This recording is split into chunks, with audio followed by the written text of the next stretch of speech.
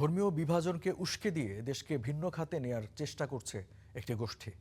এমন অভিযোগ করেছেন বিএনপি মহাসচিব ও স্থানীয় সরকার মন্ত্রী মির্জা ফখরুল ইসলাম আলমগীর। সোমবার রাতে বাসাবো বৌদ্ধ বিহার মন্দিরে শহীদ রাষ্ট্রপতি জিয়াউর রহমানের ৪৫তম মহাপ্রয়াণ বার্ষিকী উপলক্ষে আলোচনায় এ অভিযোগ করেন তিনি। বলেন, তলানিতে থাকা দেশের হাল ধরেছিলেন শহীদ রাষ্ট্রপতি জিয়াউর রহমান। তিনি বেঁচে থাকলে বাংলাদেশ উন্নয়নের পথে আরও অনেক দূর এগিয়ে যেত। একটি অসাম্প্রদায়িক ও অন্তর্ভুক্তিমূলক রাষ্ট্র গঠনের কথা উল্লেখ করে মির্জা ফখরুল বলেন, একটি রেইনবো স্টেট হিসেবে দেশকে গড়ে তুলতে চায় বিএনপি।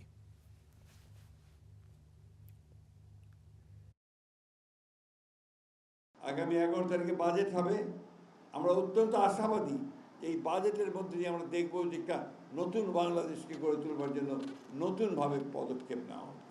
আমরা একটা অসাম্প্রদায়িক বাংলাদেশ তৈরি করতে চাই। একটা গোষ্ঠী মাথার চারা দিয়ে উঠছে, এ ব্যাপারে আমাদেরকে সকলকে সচেতন থাকতে হবে।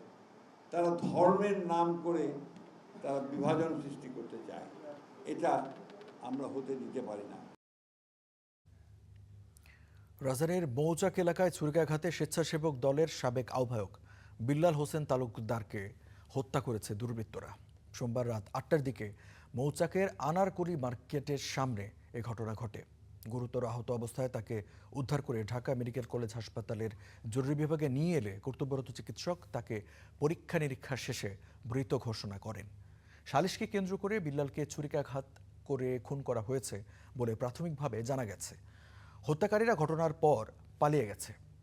নিহতের মরদেহ ময়নাতদন্তের জন্য ঢাকা মেডিকেল কলেজ হাসপাতালের মর্গে পাঠানো হয়েছে।